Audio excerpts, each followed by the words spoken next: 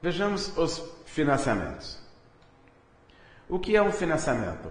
Um financiamento não é nada mais, nada menos do que a partição de um capital para pagamentos futuros. Quais são os elementos de um financiamento? Vamos ver uma situação concreta. Um capital de 900 é financiado em 3 parcelas mensais à taxa de 10% ao mês, sem entrada. Numa linha de tempo, nós vamos representar a situação. O valor financiado de R$ 900 se encontra na data zero. Vamos dividir esse 900 em valores que serão pagos nas datas 1, 2 e 3. Esses valores são chamados de amortização. Suponhamos que eu pague a amortização de 200 na data 1, mas além do valor 200 na data 1, que é parte do capital de 900, eu devo pagar também os juros de 900. Portanto, do capital 900 eu vou pagar 200 na data 1 e mais 90 de juros sobre a minha dívida inicial de 900. Pagando 200 do capital e 90 de juros, eu tenho uma primeira parcela de 290.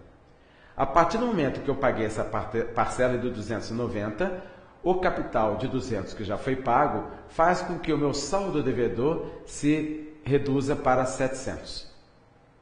Esse saldo devedor de 700 vai gerar os juros que serão pagos no mês seguinte, na data 2.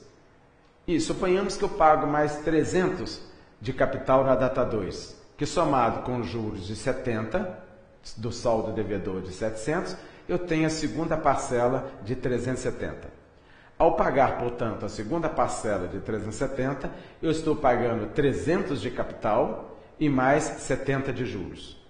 Pagando 300 de capital, eu tenho um saldo devedor de 400. Na data 3, é a data final, o último pagamento, eu tenho que necessariamente pagar o capital de 400 e mais os juros do último mês. O capital de 400 mais os juros de 40, 10% de 400, resulta na última parcela de 440 e o meu saldo devedor se anula. Quais são os elementos importantes de um financiamento? Nós temos a amortização, que é o valor de uma partição paga em uma data. No caso concreto nosso, nós temos as amortizações de 200 na data 1, 300 na data 2 e 400 na data 3. Os juros são sempre calculados sobre o saldo devedor. No caso ali, o saldo devedor vai ser o restante a pagar após uma data. Após a data zero, eu acabei de contrair o meu empréstimo, eu tenho um saldo devedor de 900. Após o pagamento da data 1, a prestação de 290, o meu saldo devedor é de 700. Após o pagamento de 370, parcela de 370 na data 2, o meu saldo devedor é de 400. E, finalmente, após o pagamento de 440, meu saldo devedor é zero. Os juros são sempre calculados sobre o saldo devedor, é a remuneração do saldo devedor. Os juros na primeira parcela são 10% do saldo devedor após o período anterior, 900. Os juros da segunda parcela, que é de 70, corresponde a 10% do saldo devedor anterior, de 700. E os juros de 40 da última parcela, que está na última parcela, corresponde a 10% do 400. E, finalmente, a parcela, que é o pagamento total em uma data. No caso aí, é o valor da amortização da data, mais os juros que estão pagos naquela data. Um sistema de amortização é a forma como vamos dividir o capital para pagamento ao longo do tempo. Se nós dividirmos o capital em amortizações iguais, nós temos o sistema de amortização constante, chamado SAC. Se nós dividirmos o capital em amortizações diferentes, mas de forma que, quando somados aos juros, resultem em prestações iguais, nós temos o sistema de amortização francês. Vamos analisar cada um dos dois casos detalhadamente. No sistema de amortização constante, as amortizações são iguais. Vejamos um caso concreto. Nós temos o capital de 800 em 4 parcelas mensais pelo sistema de amortização constante e a taxa de 10% ao mês. Numa linha de tempo, nós temos o saldo, o valor financiado de 800, que está na data zero.